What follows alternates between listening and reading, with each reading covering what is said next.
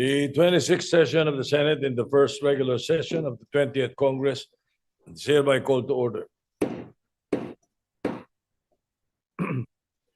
Senator Ronald De La Rosa will lead the chamber in prayer.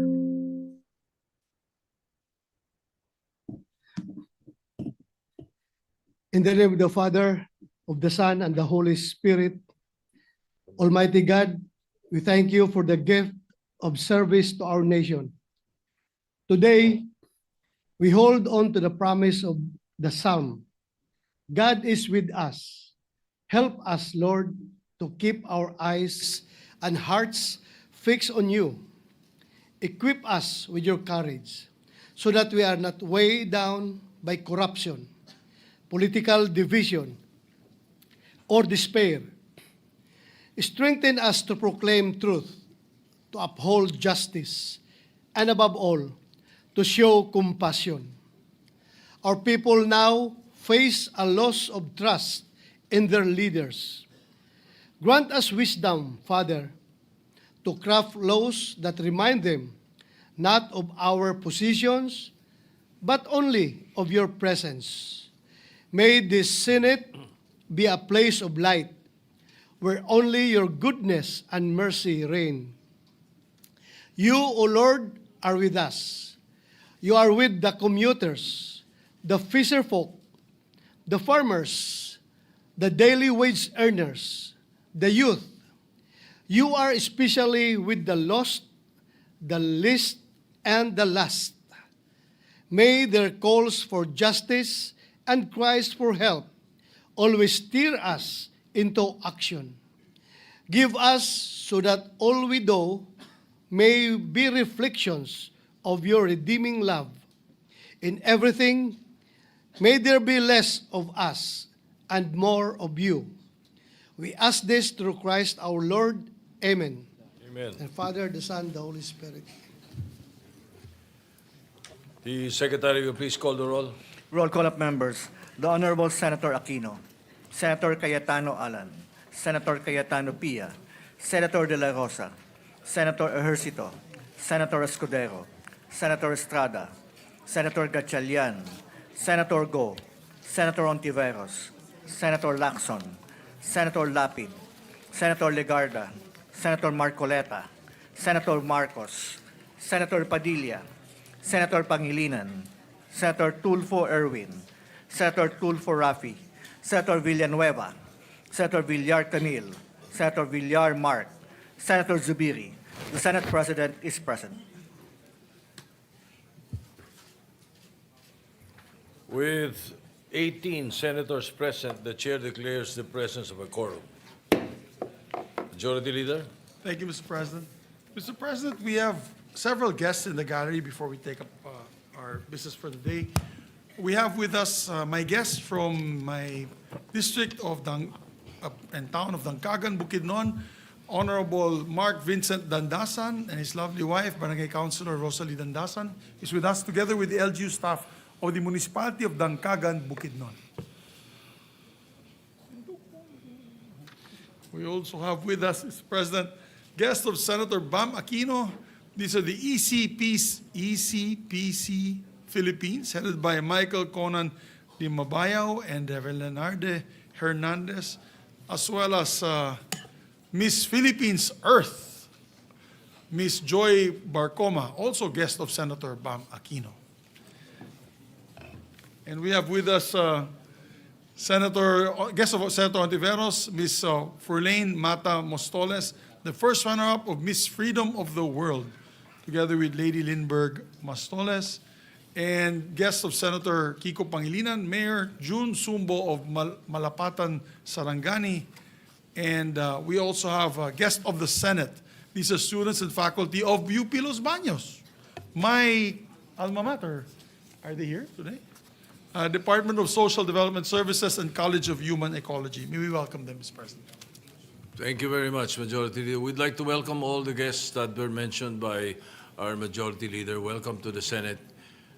Perhaps you would like to introduce the two beauty queens to Senator Sherwin Gatchalian.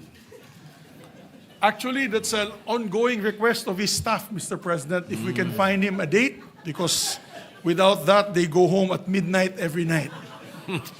I do not know if the Labor Department would like to look into that. But yes, Mr. President, You may kidding proceed. aside. Thank you, Mr. President. Mr. President, I move that we dispense with the reading of the Journal of the 25th session, Monday, September 29. Consider the same as approved, Mr. President. Any objection? Chair hears none. The motion is approved. Mr. President, I move that we proceed with the reference of business. Secretary will proceed with the reference of business. Bills on first reading, Senate Number 1399, an act upholding the security of tenure in government service, granting permanent appointment to qualified civil servants under casual, contractual, contract of service, job order, and other similar work arrangements with the government, Senator Villar C. Referred to the Committees on Civil Service and Finance. Senate Number 1400, an act granting universal social pension to senior citizens, amending RA 7432, an act to maximize the contribution of senior citizens to nation building, grant benefits and special privileges and for other purposes, Senator Villar C. Referred to the Committees on Social Justice and Finance. Senate Number 1401, an act ensuring the welfare and protection of business process outsourcing workers in the Philippines, Senator Villar C. Referred to the Committee on Labor. Senate Number 1402, an act prescribing mandatory guidelines on the establishment and operation of local universities and colleges, Senator Ontiveros. Referred to the Committees on Higher Education and Local Government. Senate Number 1403, an act providing for a national framework for students' rights and welfare, Senator Ontiveros. To the Committees on Higher Education and Basic Education. Senate Number 1404, an act strengthening the Commission on Human Rights as a national human rights institution, Senator Tulfo E. To the Committees on Justice, Civil Service, and Finance. Senate Number 1405, an act further amending RA 7277, the Magna Carta for Persons with Disability, as amended, to provide for the lifetime validity of identification cards issued to persons with permanent disability, Senator Tulfo E. To the Committee on Social Justice. Senate Number 1406, an act further amending Republic Act Number 11213, the Tax Amnesty Act, as amended by RA 11569 and RA 11956, by extending the period of availment of the estate tax amnesty until June 14, 2027, and for other purposes, Senator Tulfo E. Referred to the Committee on Ways and Means. Senate Number 1407, an act mandating the establishment of dialysis centers in all national, regional, and provincial hospitals, providing free dialysis treatments to indigent patients and appropriating funds therefore, Senator Tulfo E. To the Committees on Health, Social Justice, and Finance. Senate Number 1408, an act providing for an across-the-board increase in the basic monthly salary of public school teachers and appropriating funds therefore, Senator Tulfo E. To the Committees on Civil Service, Basic Education, and Finance. Senate Number 1409, an act abolishing the travel tax, Senator Tulfo E. To the Committees on Ways and Means, Tourism, and Finance. Senate Number 1410, an act providing subsidies for indigent public utility drivers in the payment of fees and charges for certificates and clearances required by the LTO in applying for a professional driver's license, Senator Tulfo E. To the Committees on Public Services and Social Justice. Senate Number 1411, an act providing for a system of redistributing and recycling food waste to promote food security, Senator Tulfo E. To the Committees on Agriculture and Social Justice. Senate Number 1412, an act establishing public basic education schools in geographically isolated and disadvantaged and conflict-affected areas, providing access roads leading to last-mile schools, appropriating funds therefore, Senator Legarda. To the Committees on Basic Education and Finance.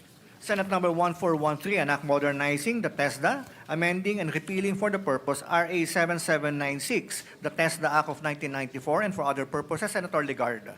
To the Committees on Higher Education, Civil Service, and Finance. Senate Number 1414, an act amending RA 8292, the Higher Education Modernization Act of 1997, to strengthen the governance of state universities and colleges by revising the composition and powers of the governing boards, clarifying the role of the Commission on Higher Education, and granting differentiated autonomy, and for other purposes, Senator Legarda. Referred to the Committee on Higher Education. Senate Number 1415, an act prescribing the mandatory guidelines for the establishment and operation of local universities and colleges, Senator Legarda. To the Committees on Higher Education and Local Government. Senate Number 1416, an act establishing the University of the Philippines National Climate Resilience Institute, and for other purposes, Senator Legarda. To the Committees on Higher Education, Environment, and Finance. Senate Number 1417, an act establishing a National Health Service Outreach Program for senior citizens with functional disabilities, providing for the regular distribution of assistive devices, hygiene kits, and community-based health visits, and for other purposes. Senator Ontiveros. To the Committees on Health, Social Justice, and Finance. Senate Number 1418, an act extending the term of the Second Congressional Commission on Education, EDCOM 2, amending RA 11899, creating the Education Cabinet Cluster to support the implementation of EDCOM 2 recommendations and for other purposes. Senator Ontiveros. To the Committees on Higher Education, Basic Education, and Finance. Resolutions. Proposed Senate Resolution 133, expressing the sense of the Senate, urging the Executive to manifest the Philippines' commitment to improving the human rights situation in the region, particularly in light of ongoing concerns in Myanmar, in accordance with ASEAN principles and obligations. Senator Ontiveros. Referred to the Committee on Rules. Proposed Senate Resolution 134, directing the appropriate Senate committee to conduct an inquiry into the delayed remittance of GSIS loan payments and/or contributions of public school teachers and DepEd personnel, with the end in view of enacting remedial measures to ensure timely remittance, accurate posting of payments, and the protection of teachers and government employees from unjust interest charges and penalties. Senator Tulfo E. To the Committees on Government Corporations and Basic Education. Resolution 135, directing the appropriate Senate committee to conduct an inquiry on the alleged failure of casinos to implement strict know-your-client policies and to report covered and suspicious transactions to the Anti-Money Laundering Council, with the end in view of strengthening existing laws, imposing stricter compliance mechanisms on casinos, and ensuring accountability in the use of public funds. Senator Tulfo E. To the Committees on Games and Banks. Resolution number 136, directing the Committee on Health and Demography to conduct an inquiry in aid of legislation on reports of bullying, harassment, and abuse of authority in hospitals, with the end in view of ensuring safe and healthful working conditions for healthcare professionals. Senator Tulfo R. To the Committee on Health. Resolution number 137, directing the Senate Committee on Public Services to conduct an inquiry in aid of legislation on the rising incidents of SIM card-related scams, including the use of fraudulent bank links that result in unauthorized deductions and account hacking, with the end in view to strengthen measures that will protect the general public. Senator Tulfo R. Referred to the Committees on Public Services and Banks. Majority Leader. Mr. President, we'd like to recognize Senator Francis Kiko Pangilinan to deliver a manifestation. We recognize Senator Francis Pangilinan. Maraming salamat, Ginoong Tagapangulo, sa ating mga kasamahan sa Senado. Bilang taxpayer at bilang pasweldo ng taong bayan, medyo nakakaasiwa at nakakabahala ang statement na nilabas ng Land Bank kahapon. And I quote, strongly refuting insinuations sa pag-handle nito ng government contractor accounts ng DPWH flood control projects. Ang lumalabas sa ating pagdinig, ginamit ang Land Bank, naglabas ng halos kalating bilyong pisong halaga ng cash sa loob ng 2 araw na sa Land Bank mismo wini-withdraw ng mga kontratista.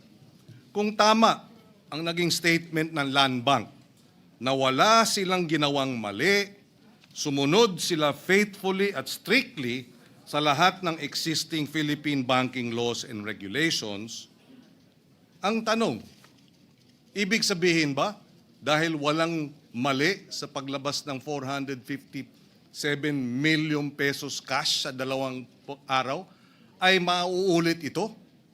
Pwedeng gawin ulit dahil to quote, sumunod sila faithfully at strictly sa lahat ng existing Philippine banking laws and regulations. We beg to disagree. Dapat sana ay sinabi nila sa kanilang statement, maghahanap kami ng paraan para hindi na mangyari ulit ito. Tandaan po natin, pera ito ng gobyerno, ng taong bayan. Pera na kinubra sa kanila o inuutang sa ngalan nila.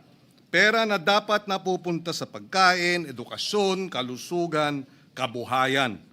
Hinihiling ko lang sa Land Bank at sa sino mang nag-draft ng statement nila, At sa ating lahat na pinapasweldo ng taong bayan, na magkaroon ng mindset na para sa tao, para sa Pilipino. Naialay ang araw-araw na gawain ang bawat pisong pumapasok at lumalabas sa government banks sa Pilipino sa mga kababayan natin. Sa gitna ng galit ng ating mga kababayan sa nangyari sa kanilang pondo, maano ba namang magsabi, we will find ways of doing things better. We will review our protocols to be able to flag possible dubious transactions, etc. Imbis na ipagmalaki na sinunod nila ang lahat ng batas, maano ba namang magsabi, given our expertise and 62 years of experience in handling government funds, we will help review the laws, particularly on anti-money laundering and especially if they involve government contractors. Your commitment to the highest standards, itong statement nila, to the highest standards of integrity, regulatory compliance, and public trust demands this. Otherwise, yung deklarasyon ay empty, ika nga. It is not enough to do bad. It is not enough to not do bad, rather, but we must not stand idly by while bad is happening or while bad is already being exposed to everyone. Pakiusap po ito, please Land Bank, let us do better for our people. Salamat, Mr. President, for this manifestation. Majority Leader.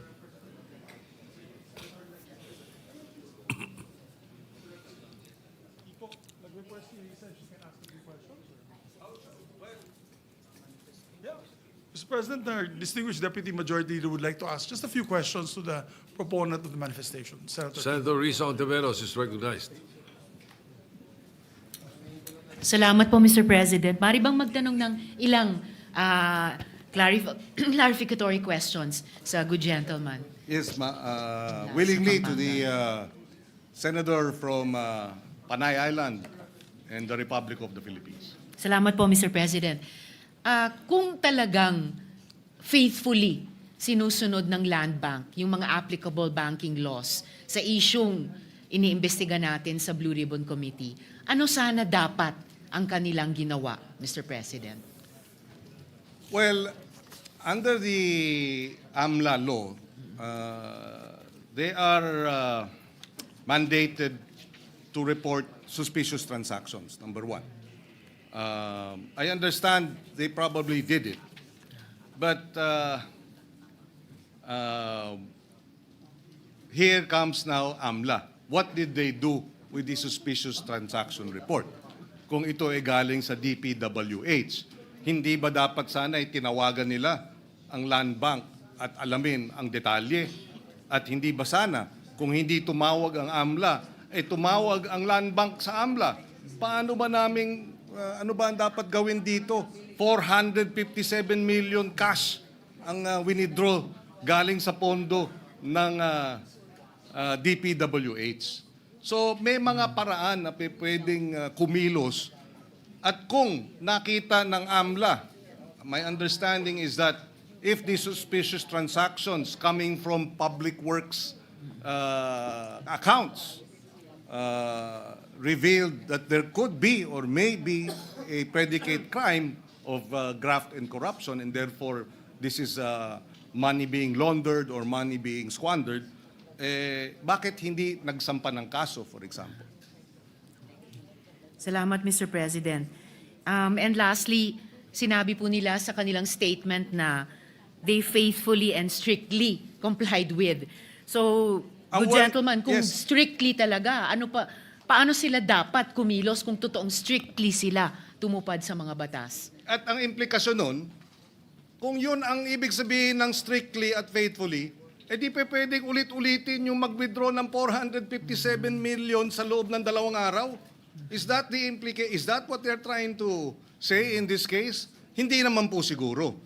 And that's why I find it very disturbing, to say the least, that they would say after maybe they are afraid of liabilities, Maybe they are afraid that they may have had negligent behavior or conduct and therefore would not want to own up.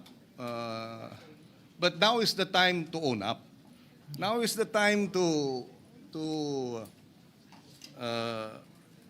have the truth out.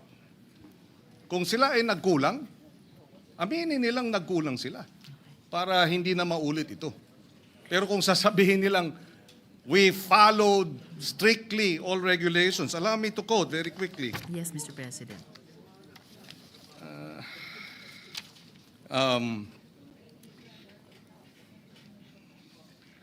These funds are legitimate government allocations, not private or unverified sources.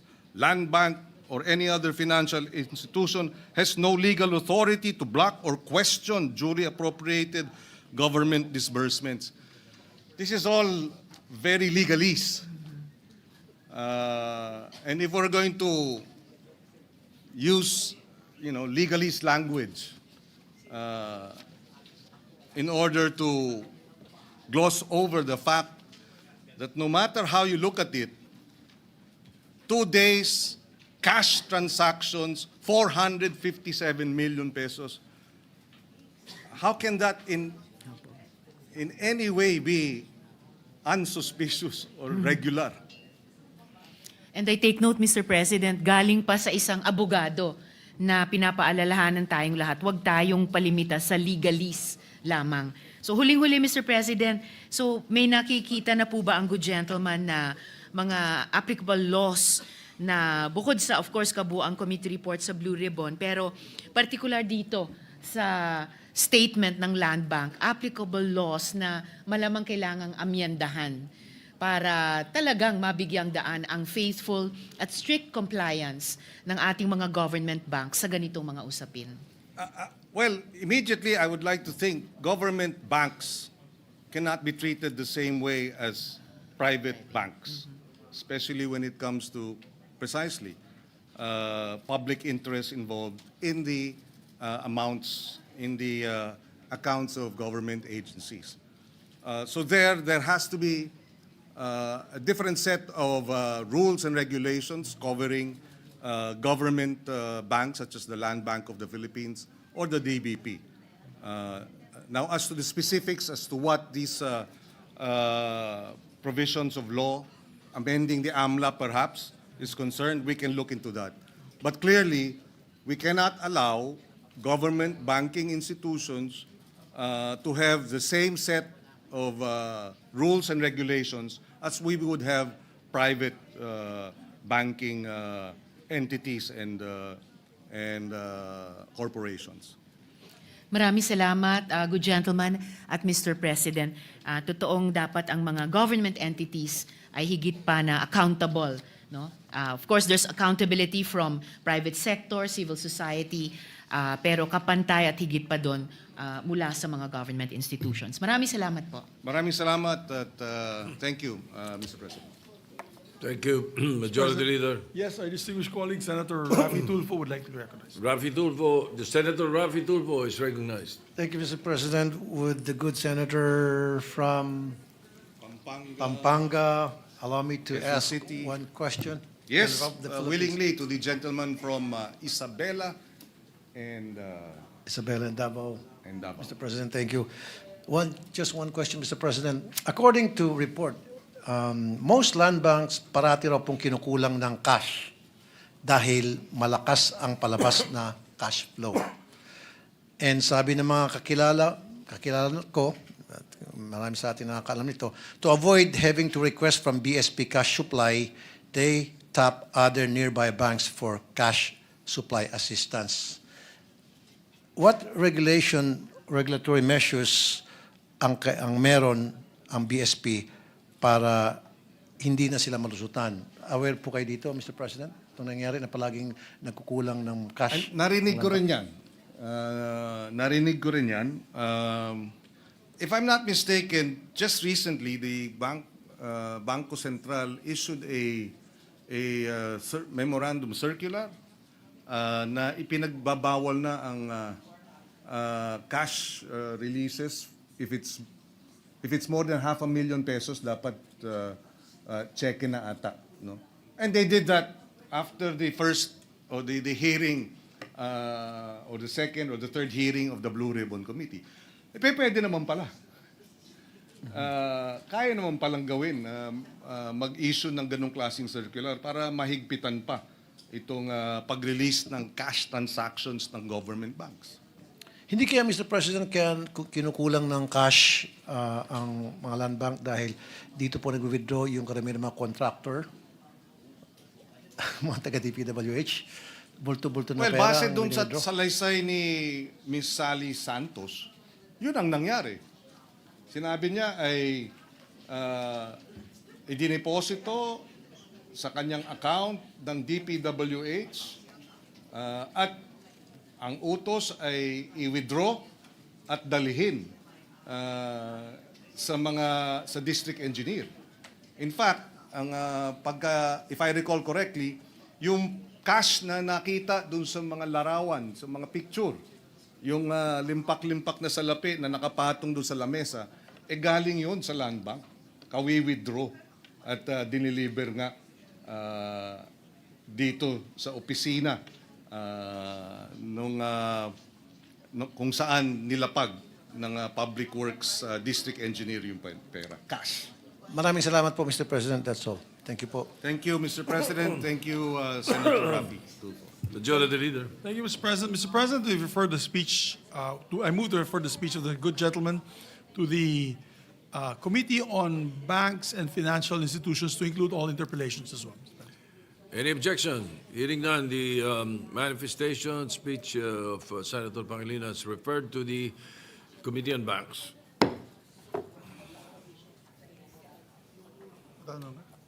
We recognize, Mr. President, Senator Jingo Estrada. Senator Jingo Estrada is recognized. Thank you, Mr. President. Mr. President, just an inquiry, Mr. President. I was tasked by my fellow minority senators. Since last week, during our last session, if my memory serves me right, last Wednesday, we discussed the twin resolutions. Resolution filed by Senator Alan Peter Cayetano and the other resolution filed by three senators, De La Rosa, Padilla, and Bongo, regarding the sense of the Senate with regard to the house arrest of former President Rodrigo Duterte. And we agreed during the last week's hearing that it will be discussed during the All Senators Caucus, which happened yesterday. May I know the status of the twin resolutions, Mr. President? Mr. President, with the information, for the information of the body, we did have an all-member caucus, but the minority was not there. Only Senator Padilla was Robin there. Padilla. But it's not their fault, Mr. President. Dumating po si Vice President Sara Duterte, so they were, of course, accommodating and hosting Madam Vice President's office nila. But so the status was we were not able to discuss it lengthily and fully because of, we didn't have the sponsors of these measures in the all-members caucus yesterday. Pero nandito po tayo. For the record, nandito po tayo naghihintay sa lounge. So if the good gentleman would want, maybe after this we can suspend after the three resolutions and discuss it. We are more than willing to Lengthy discuss again. it, Mr. President. Okay. So yun na lang po, Mr. President. We can discuss it later on after the business of the day. Yes, Thank you, Mr. President. if the body so desires, we can conduct a caucus after the business at hand. Thank you, Mr. President. Mr. President, we have three items of the day.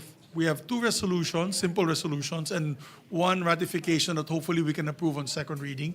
But for the two resolutions, we have an additional reference of business. So I move for the additional reference of business, Mr. President, so we can take up the resolutions. The additional, is it contained in the additional reference of business? Majority Leader. Yes, sir. You need 16 votes for that particular. Bukas pa po yung ratification second reading. for the second reading lang po. Okay. yeah. Okay. But I Only for believe second reading. the gentleman from Nueva Ecija, Camarines Norte, and Mindanao would like to be recognized. Senator Robin Padilla is recognized. Maraming salamat po, Ginoong Pangulo, at sa ating pinunong mayorya. Gusto ko lamang pong sundan yung kahilingan po ng ating mahal na kapatid at Senador Jingo Estrada patungkol po sa kahilingan namin, sa resolusyon po namin, patungkol po kay dating Pangulo Rodrigo Roa Duterte.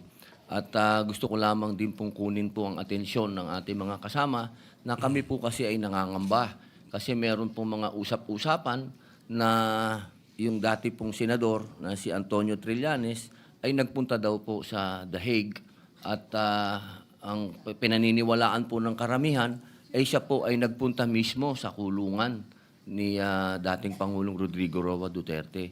Nais lang po sana namin itong malinawan dahil matagal po akong nakulong sa Bilibid. Hindi po kailanman na meron pong pupunta na tao na hindi mo gustong makita. Yun po, tatanungin ka muna ng gwardya kung gusto mo bang makita itong taong ito. Yun lamang po, gusto lamang po naming malinawan kasi meron na pong matinding sakit si Tatay Digong. Sa kasalukuyan po, siya po ay meron ng tinatawag nating early signs of dementia. Kaya sana lang po, malinawan po namin to. Maraming salamat po, Ginoong Pangulo.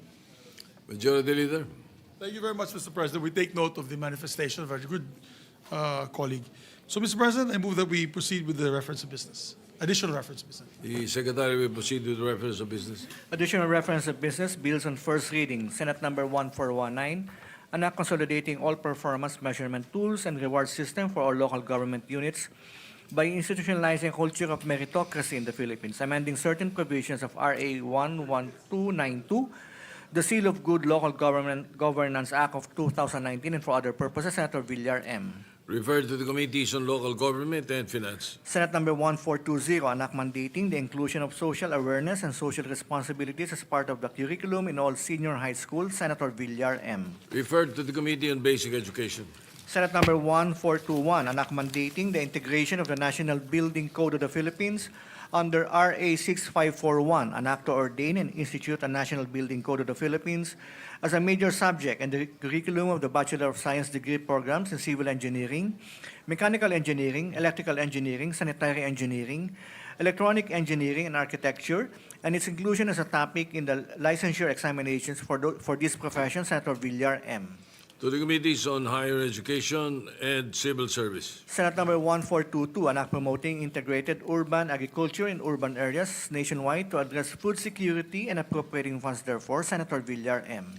To the Committees on Agriculture and Finance. Senate Number 1423, an act establishing nursing homes for senior citizens at the provincial and city levels, providing for funding, setting standards, ensuring personnel training, promoting community participation, and for other purposes. Senator Ontiveros. To the Committees on Social Justice, Local Government and Finance. Senate Number 1424, an act integrating the study of West Philippine Sea in the curricula of all public and private basic educational institutions. Senator Estrada. To the Committees on Basic Education and Finance. Senate Number 1426, an act establishing the Philippine Professional Standards and Quality Assurance System. Senator Legarda. To the Committees on Higher Education and Civil Service. Senate Number 1427, an act strengthening the Commission on Higher Education, repealing for the purpose RA 7722, the Higher Education Act of 1994. Senator Legarda. To the Committees on Higher Education, Ways and Means and Finance. Resolutions. Proposed Senate Resolution 138, congratulating and commending Filipino-American singer Jessica Sanchez for winning America's Got Talent Season 20, the first contestant of Filipino descent to win the competition. Senator Estrada. To the Committee on Rules. Proposed Senate Resolution 140, expressing the sense of the Senate and celebrating the robust interparliamentary relations between the Senate of the Philippines and the National Assembly of Hungary, and honoring the steadfast leadership of its distinguished speaker, the Honorable Laszlo Kover. Senator Zubiri. To the Committee on Rules. Majority Leader. Thank you, Mr. President. Mr. President, I move that we consider proposed resolution number 140. This is a resolution honoring Philippines Hungary parliamentary ties and Speaker Laszlo Kover. I so move, Mr. President. Is there an objection? Hearing none, The consideration of proposed Senate Resolution 140 is in order. Secretary is directed to read the title of the resolution. Resolution expressing the sense of the Senate in celebrating the robust interparliamentary relations between the Senate of the Philippines and the National Assembly of Hungary, and honoring the steadfast leadership of its distinguished Speaker, the Honorable Laszlo Kover. Mr. President, may I be recognized to sponsor the measure, Mr. President? You may do so. You proceed, Majority Leader. Thank you very much, Mr. President. Siguro kasama ko po dito sa ating Senado ay nagtataka bakit po natin in-honor ang ating samahan at pagkakaibigan ng Hungary and the Hungarian Parliament is also because we're going to receive the Hungarian Speaker, which is the number 3. I think he's your co-equal, Mr. President. They only have a single parliament in Hungary, but he's also third in rank and line of succession in Hungary, and he'll be visiting us, I believe, on October 15. So that's why we are hopefully be able to pass this resolution and be giving it to him. And as a fact, Mr. President, Hungary has always been a good friend of the Philippines, particularly since our establishment of diplomatic relations 52 years ago. Since then, Hungary has championed us in matters regarding the European Union. As a matter of fact, when we pushed for our status as priority beneficiary of the General Scheme of Preferences, or GSP, and our ongoing negotiations for free trade agreement, it is Hungary that's in the forefront of pushing for these two measures to be approved by the European Union Parliament. Hungary has also been constant in her support for our country's fair share in the global landscape, such as our maritime rights under the international law, as well as our bid for membership with the United Nations Security Council and the United Nations Commission on International Trade. The close friendship between our two countries is perhaps best exemplified through our ties with the Parliament's Hungary-Philippines Friendship Group, headed by their Deputy Speaker, who's a dear friend of mine, Mr. President, István Jakab. And he's the president. I happen to be the counterpart. I happen to be the president of the Philippine-Hungary Friendship Group. When we visited last October 2023, they graciously welcomed our delegation in 2023 as well as 2020, as early as 2029, of which time we were hosted by this previous one by the national speaker himself, Laszlo Kover, along with Deputy Speaker Jakub. In turn, we've had the honor of welcoming friends from the Hungarian National Assembly in November 2021, led by Deputy Speaker Jakub, and in January of this year, led by Committee on Foreign Affairs Chairperson Zsolt Nemeth. And again, this October, as Speaker Kover leads an official visit to the Philippines. These exchanges have been wonderfully productive and have yielded stronger partnerships in agriculture, education, healthcare, and disaster management. As an agriculturist myself, I have to thank Hungary for being extremely generous with their expertise in agriculture and aquaculture technology, to our great benefit, Mr. President. Indeed, one of the highlights of our 2023 visit to Hungary was getting to sit down with the heads of Hungarian universities, Hungarian University of Agriculture and Life Sciences, or MATE. This is their equivalent of the University of the Philippines, Los Baños, which dedicates 35 slots for Filipino scholars every year. And many of our best and brightest are getting their education in Hungary. As a matter of fact, Mr. President, my Chief of Staff, Attorney Nelisa Makapayag, is a graduate of Hungarian education for her master's. And they're bringing all that knowledge back home to help us build stronger agricultural sector and more food security for the future of our Filipinos. To top that, during our meeting with the Hungarian cabinet officials in 2023, we learned that they have allotted 20,000 jobs to Filipino workers in their agricultural and IT industries. Let me repeat that, Mr. President. Hungary allotted 20,000 Filipino jobs in their agricultural and IT industries. They love the Filipinos in Hungary because Hungary happens to be also a very Catholic country. Many people don't know that, they're quite religious. They believe in family values. Kaya pagpunta po ng ating mga kababayan dun sa Hungary, fit na fit po sila sa sistema at sa kultura ng mga Hungarian. So that's why they love the Filipinos. We're the only country that they've given that large of allotment of workers. Hungary has truly given us their full support from education to employment. And I have every faith that the upcoming visit of the delegation led by Speaker Cover will further strengthen the ties between our two countries, built upon 52 years of friendship and building towards an even more robust future of bilateral cooperation. To celebrate this friendship, we'll be presenting the Senate resolution to Speaker Cover during his parliamentary visit here in the Senate on October 15. In line with this, I would like to invite all our colleagues to a luncheon reception on the same day for the entire Hungarian delegation. So once again, Mr. President, maraming salamat. Thank you. Majority Leader, are there any interpellations?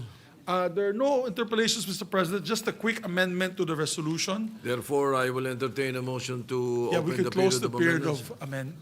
to close the period of interpellation, Mr. President. So, Period of interpellation is closed. The period of amendments open. Yes, You are Mr. President. recognized. Mr. President, just on the second whereas clause to delete, and I quote, end the United Nations Commission on International Trade. Close quote. I so move, Mr. President. Any objection? Hearing none, amended is approved. There being no other amendments, move to close the period of amendments. Any objection? Hearing none, period of amendments closed. Mr. President, with that, I move to adopt Senate Resolution number 140, subject to style. I so move, Mr. President. Any objection? Hearing none. PS Resolution 140 is hereby approved.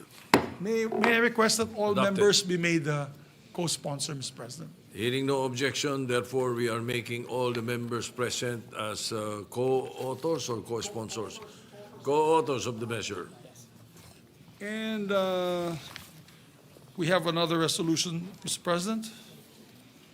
Nicole, you ready for Mr. Vinzons? Yes, sir. Mr. President, I move that we consider proposed Senate Resolution number 128. This is the resolution commemorating the 115th birthday anniversary of Wenceslao Vinzons. I so move, Mr. President. Any objection?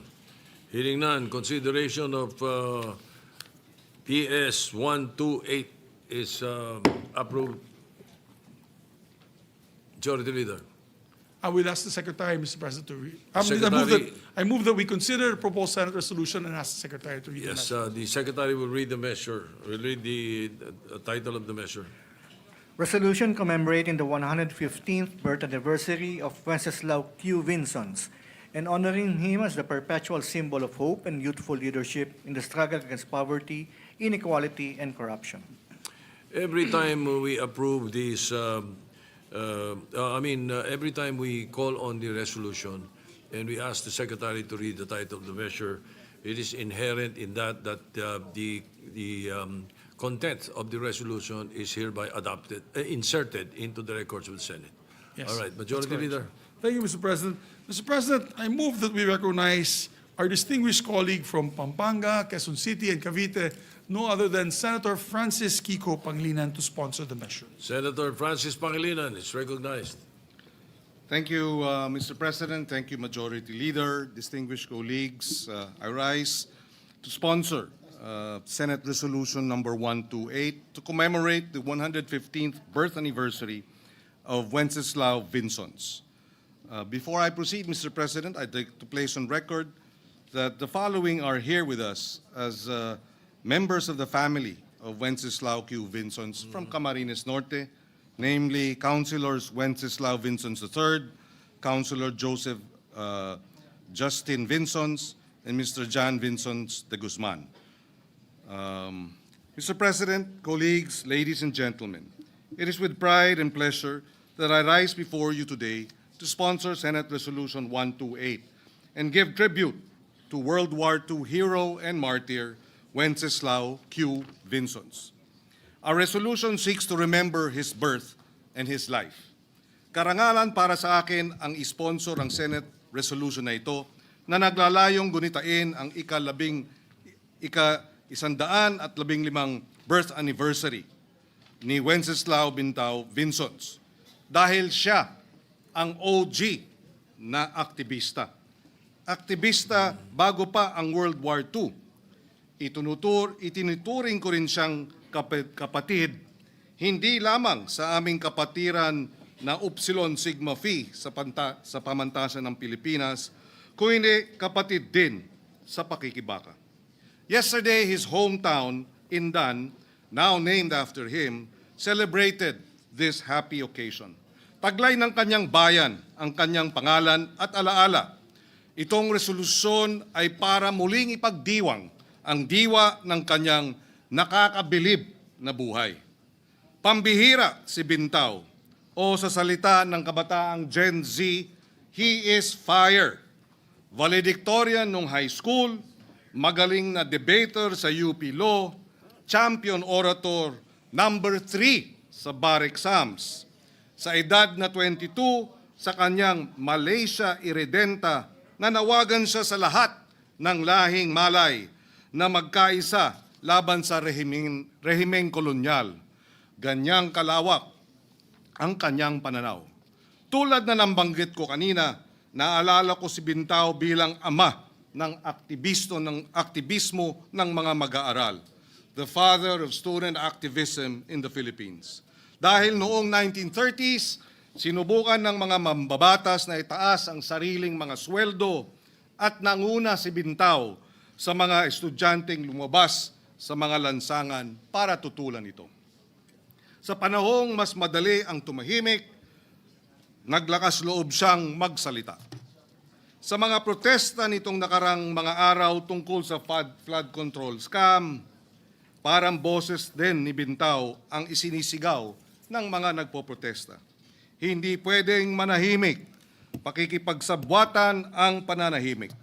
Sa salita ni Bintao noong kinukumbinsi siya ng asawa niya na wag nang labanan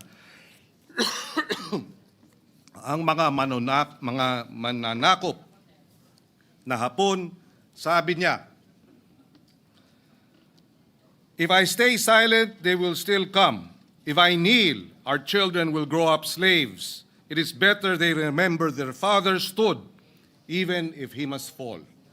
Si Wenceslao Vinzons din ang pinakabatang delegado sa 1934 Constitutional Convention. Later, naging gobernador ng Camarines Sur at naging assemblyman ng nasabing lalawigan. Nang dumating ang ikalawang digmaang pandaigdig, pwede sana siyang manatili sa Maynila, ang sentro ng kapangyarihan. Sa halip, umuwi siya sa bayang tinubuan para organisahin ang isa sa mga unang kilusang gerilya sa Luzon. Tinipon niya ang mga kababayan niyang mga magsasaka na may bolo, mga estudyanteng may mga patpat, mga mangingisda na may mga lumang rifle, at binuo ang halos 3,000 guerrilla force sa Kabikulan. Hindi mga sundalo, hindi malalakas na armas. Sa ehemplo niya, itinuro niya na lakas ng loob ang pinakamalakas na armas. At dahil sa tapang niyang iyon, siya ay tinugis ng mga Hapon, pinagtaksilan, nahuli, binugbog, pinahirapan, inalok ng ginhawa kung ipagkakanulo ang mga kasama. Pero tumanggi siya. Noong Hulyo 15, 1942, sa edad ng 31 anyos, bago siya barilin, sinabi pa niya, "Huwag matakot. Mamamatay tayo para sa ating bansa. Balang araw, magiging malaya ang ating mga anak." Kahapon, Vinzons Day, pinapaalala ng araw na ito at ng buhay ni Bintao na ang aktivismo ay pagmamahal sa bayan, na ang pamumuno ay hindi tungkol sa kita o poder, kundi sakripisyo at serbisyo, na ang kalayaan at mabuting pamamahala ay hindi kailanman ibinibigay, lagi itong ibinabaka o ipinaglalaban. Maaring may magtanong, ano ang kinalaman ng isang kabataang Pilipino na nabuhay noong 1930s at 1940 sa ating mga digital natives na kabataan ng bagong milenyo? Ang sagot ko, lahat. Dahil sa panahong pwede nang magsulat, magpasya o manlinlang ang makina, social media, higit kailanman kailangan natin ang tapang, konsensya at pakikipagkapwa-tao.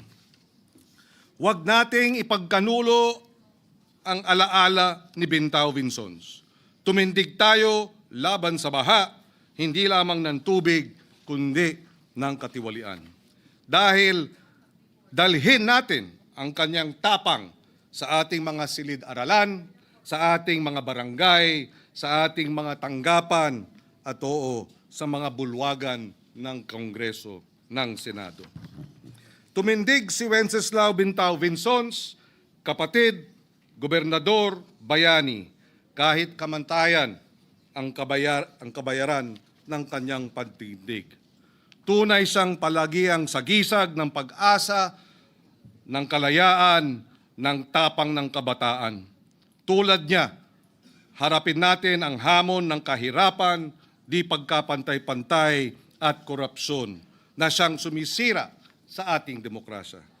Naway tayo sa ating panahon ay tumindig din.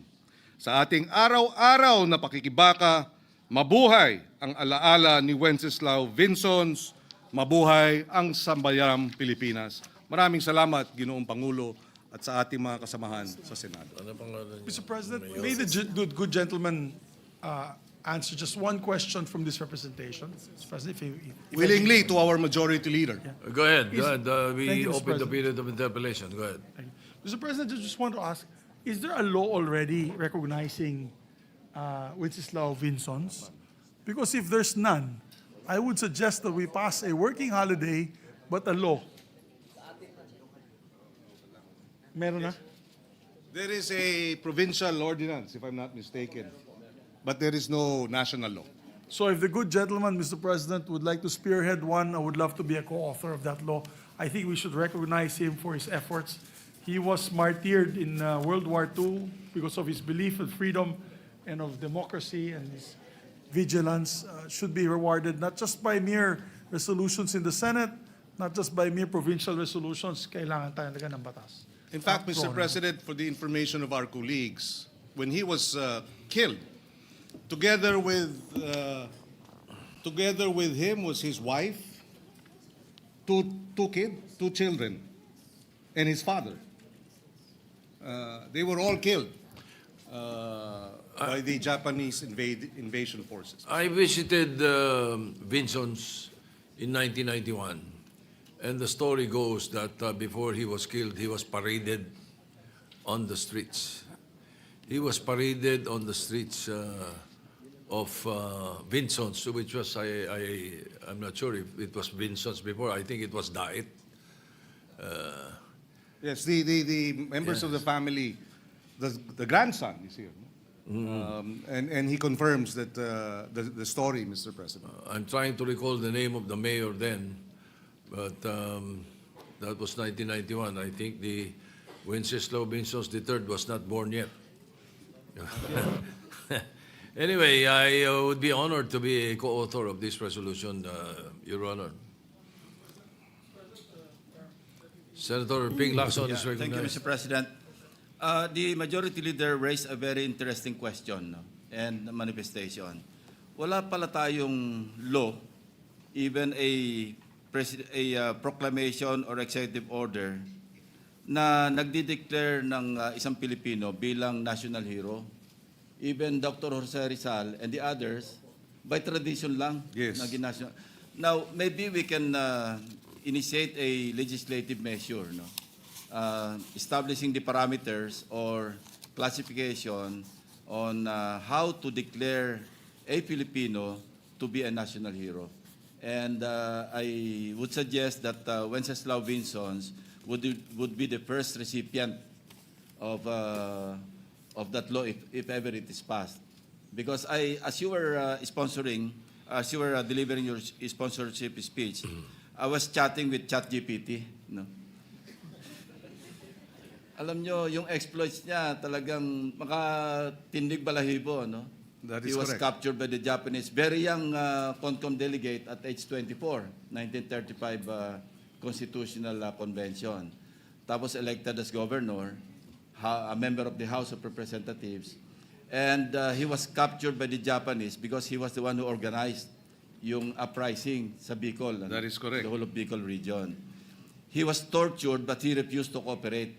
So he was beheaded. Yes, No, yes. along with the other, as That you is said, correct. members of the family. Very unfortunate, and what a waste, ano? Because in his young life, he was beheaded at age 31. No? He could have contributed a lot para sa ating mahal na bayan, ano? Especially during the Japanese occupation, and even beyond that, had he not been beheaded. So maybe we can craft a legislative measure para maging batas. Ano ba yung mga parameters? Para na sa ganon, kung meron tayong ma-encounter na ganyan, ano, mga exploits by a Filipino patriot like Wenceslao Vinzons, at least meron tayong magagawa para ma-recognize yung kanilang mga heroism, ika nga. So, I think we can work on that, Yes, Mr. yes. President. So with that, thank you, Mr. President, for the opportunity. Thank you, Thank you. Senator Lacson. If I may just put on record also, Mr. President, this was a column of Mr. Romero, Segundo Romero, in the Philippine Daily Inquirer 10 hours ago, so today. And if I may quote, born in 1910 in Indan, Camarines Norte, he became the UP Student Council chairperson and editor of the Philippine Collegian. He was a visionary, far-seeing, brilliant advocate for a pan-Malay union, founded the Young Philippines, a political party of law students who insisted that the youth was not a waiting room, but a vanguard. At 24, he was a delegate to the 1934 Constitutional Convention. At 27, he was governor of Camarines Norte. At 29, he was assemblyman. But the two tests, sabi nga, came not in the halls of lawmaking, but in the forests of Bicol during World War II. And for the Japanese, neutralizing Vinson was essential. When he was captured in 1942, they offered him collaboration, help pacify the resistance in exchange for his life, and he refused.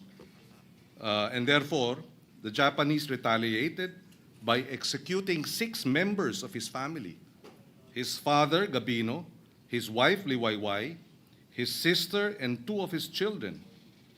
And an unborn child was lost with Liwayway. So she was pregnant at the time that she was killed. So clearly, the sacrifice of Wenceslao Vinzons and his family is worthy of Immeasurable. immeasurable and worthy of our giving him the honor that he deserves. I therefore move that we, well, unless there are, yes, I understand the gentleman from Camarines Norte. Senator Robin Padilla is recognized. By the way, when was Wenceslao Vinzons governor of Camarines Norte? No, Norte, not yes, Sur. correction. Yes, Camarines Norte. Okay. He was, what year was he governor? The age of 27. So if he was born, well, 1910, so that would have been 1937 when he was governor. All right, 1937, yes. When I visited in 1991, the governor of Camarines Norte was the father of Senator Robin Padilla. I'm willing And to you yield. are, and you are recognized. Maraming salamat po, Ginoong Pangulo, at sa ating pinunong mayorya. Gusto ko lamang pong magpasalamat sa ating bayani ng mga magsasaka, Senator Kiko Pangilinan, sa pagkilala po sa aming bayani sa Camarines Norte.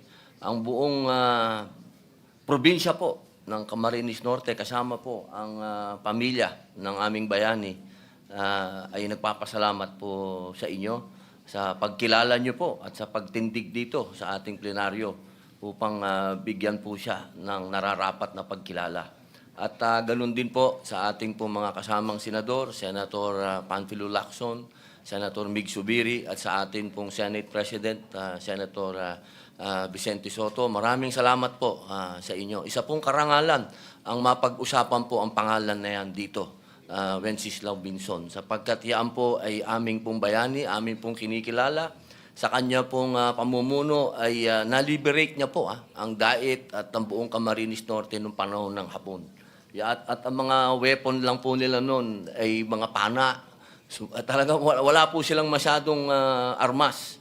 Pero sa tapang po ay napa-atras po nila yung mga Hapon. Maraming salamat po uli sa inyong lahat. Mr. President, Thank with the you. permission of the majority Yes. leader, I move that we approve Senate Resolution number 128, and if the rest of the senators are willing to be co-authors. Yes, but there are no interpellation, there are no Yes, amendments? Mr. President, there's no interpellation from our members. more, and no amendments. amendments as well, Mr. President. Yes. I move to adopt Senate Resolution number 128 with all members of the Senate as co-authors, Mr. President. Any objection? Hearing none, PS Resolution 128 is hereby adopted. Mr. President, maybe suspend for 1 minute so that we can just approach the family and have a picture. They would like to have a picture with us, Mr. President. Session is suspended.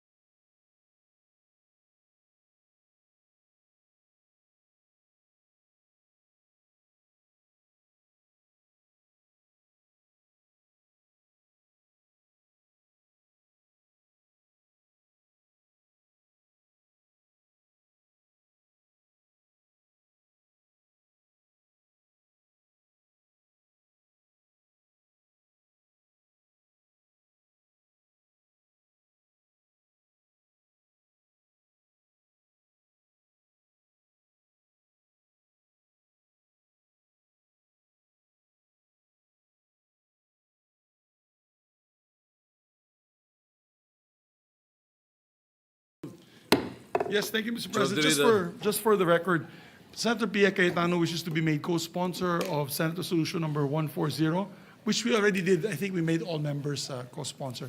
Together with but she would like that her co-sponsorship speech be inserted into the record for PS Resolution number 140. Senator Legarda as well, Mr. President, would like to insert her co-sponsorship speech of PS Resolution 128 into the records, Mr. President. So recorded, as manifested by the Majority Leader. Thank you, Mr. President. Mr. President, that we'd like to move to consider PS Resolution number 139 under Committee Report number 2, Mr. President. Any objection? Hearing none, PS Resolution 139's consideration is in order. Thank you, Mr. President. Having already been sponsored yesterday, we're now in the period of interpellation. May we recognize Senator Raffy Tulfo to ask a few clarificatory questions to our distinguished colleague, Senator Amy Marcos, Mr. President.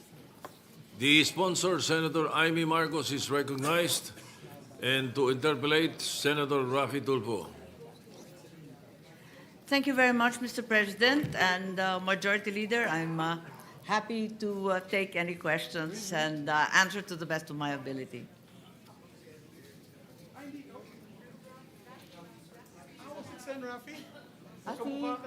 Ate Irwin. Are you, Minute are suspension, you Mr. President. pertaining to Senator Raffy Tulfo or Senator Erwin Tulfo? They both look the same, Mr. President. My apologies. I thought it was Senator Irwin. May I ask for a minute suspension to locate the No, that interpolator? was, Mr. President, it was me. There it was it. All right. I'm correct. Senator Irwin Tulfo, Mr. President. Senator Erwin Tulfo is recognized. Thank you, Mr. President. Mr. President, distinguished colleagues, I rise today to manifest my support for the Senate's concurrence on Philippines-United States Letter of Agreement on Narcotics Control and Law Enforcement. Since its inception in 2011, this enduring partnership has provided over $27 million to our country, resources that have significantly contributed to strengthening our justice system, enhancing the capacity of our law enforcement agencies, and advancing drug prevention programs. These initiatives have not only reinforced our institutions, but also provided vital support in our continuing struggle against the menace of illegal drugs.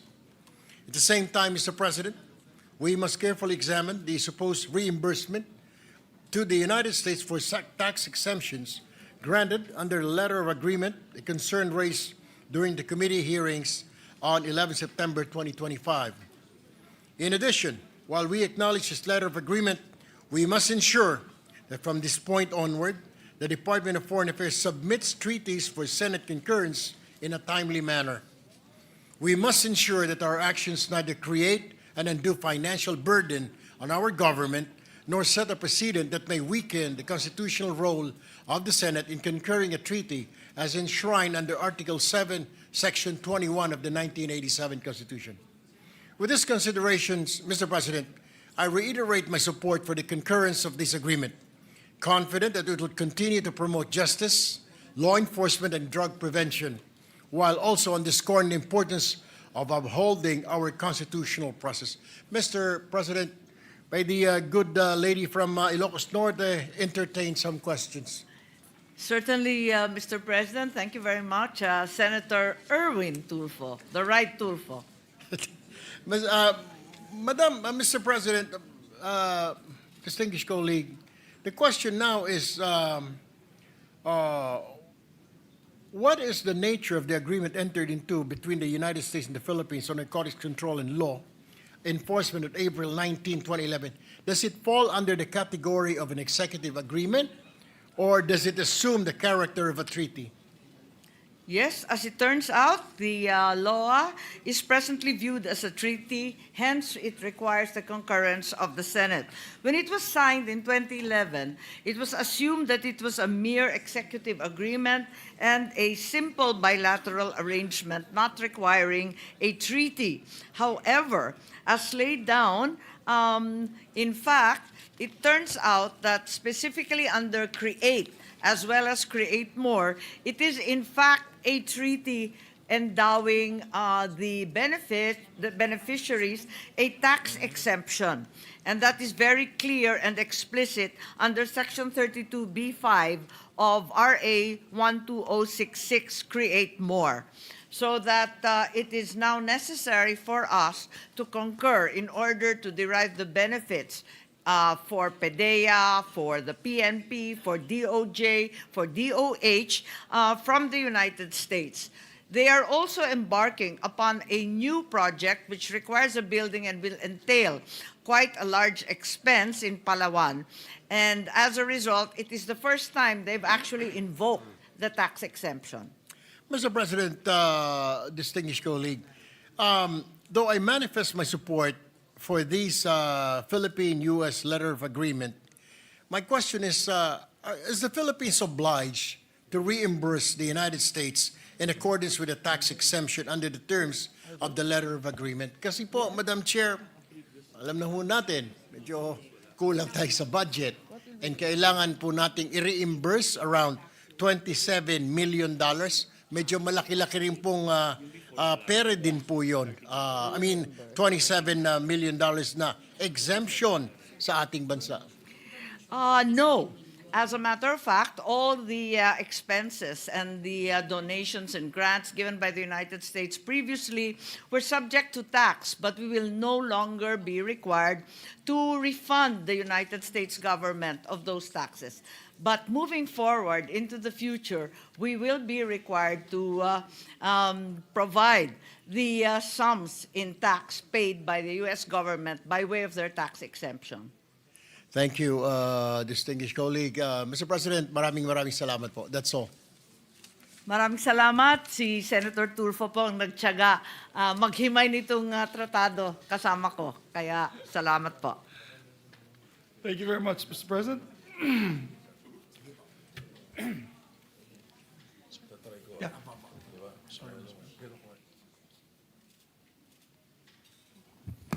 Majority Leader. Thank you, Mr. President. Mr. President, no other member wishes to interpolate the measure.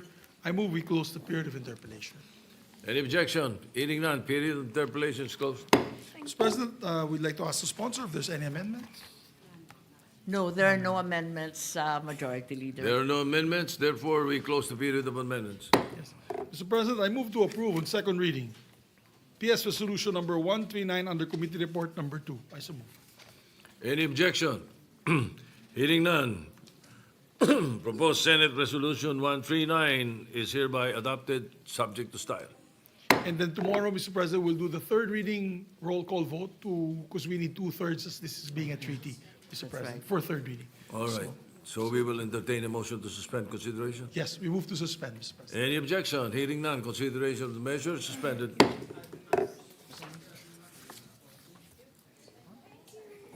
May I ask for a minute suspension, Mr. President? 1 Senate minute. I thought you wanted to go into a caucus. Correct, Mr. You President. want to do it now? I move for a 1 Senate minute All right. suspension. Or if you Session want an- suspended for 1 Senate minute.